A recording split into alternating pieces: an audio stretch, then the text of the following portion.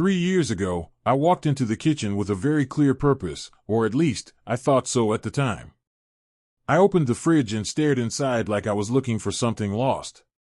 Then, suddenly, I froze. I couldn't remember why I had gone there. It wasn't the first time, but this time, something sent a chill down my spine.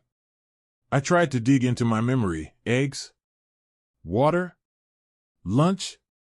Was I hungry? Or just thirsty? No answer came. I closed the fridge door and stood silently in the middle of the kitchen. A week later, while driving to the pharmacy, I stopped at a familiar intersection. The light was red. I waited. Then the light turned green, but I didn't press the gas.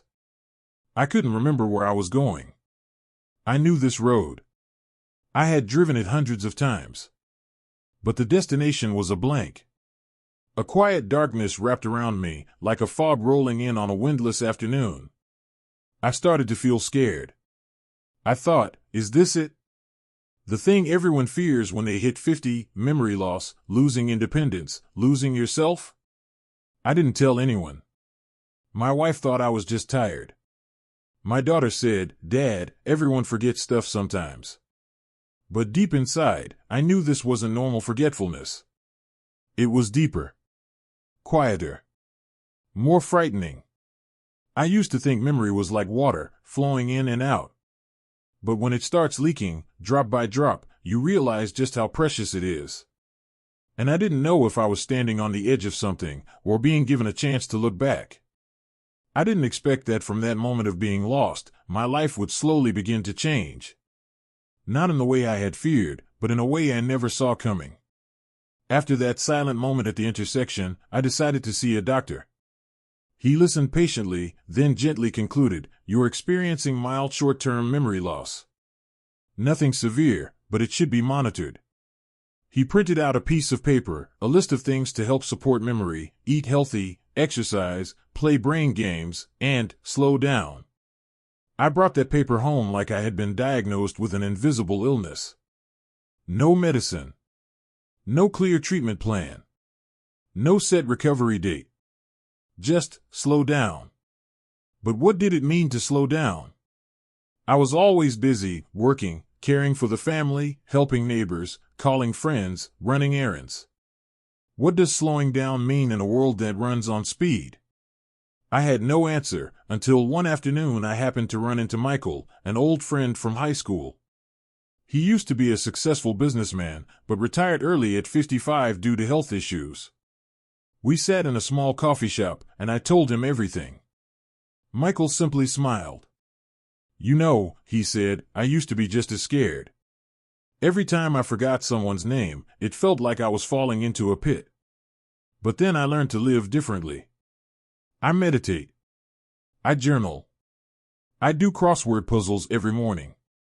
And most importantly, I allow myself to pause." "Pause?" I asked. "Yes. Pause to notice the things I used to rush past. The things that might not live in memory, but always live in the heart." That night, I went home and opened an old notebook. I wrote my first line in years: "Today I forgot the way to the pharmacy." But I remembered Michael's laugh, and that was enough to make me smile. The next day, I bought a new notebook.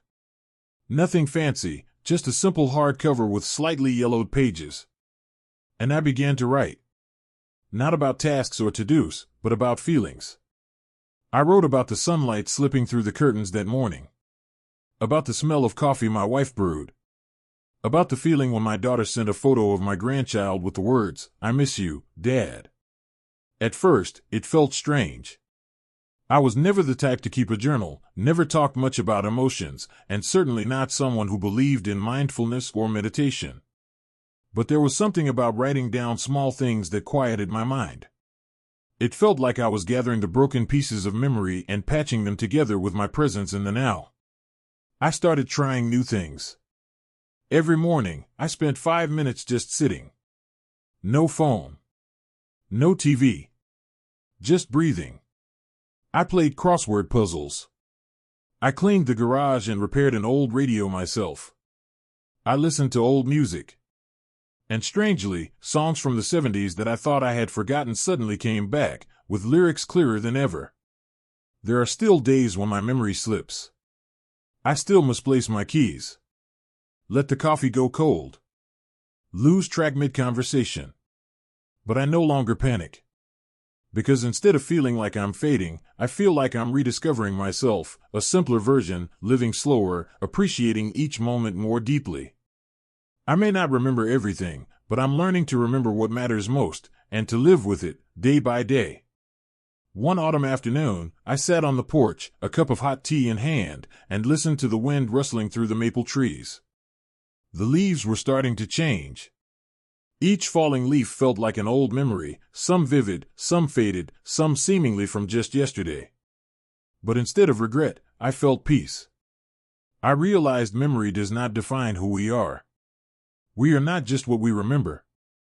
We are how we live, how we love, and how we show up in the world, even if we forget why we walked into the living room. I used to think I was losing myself. But maybe I was simply being invited to take a closer look. To sort through what really matters. To be grateful for what's still there. And to learn to live not by remembering everything, but by feeling what's true. Now, when I forget something, I don't beat myself up. I smile. I make a note. I say, it's okay. And then I return to the present, the place where my wife is still sitting, reading beside me. Where my daughter still calls every weekend. Where I still have a chance to love, to learn, to live, even if my mind is sometimes a little blank. I may not be able to control memory, but I can control how I live with it. And if you're forgetting things too, don't be afraid. Maybe it's just your mind asking you to pause. To take another look at life. To remember, it's not how much you recall that matters, but how deeply you live.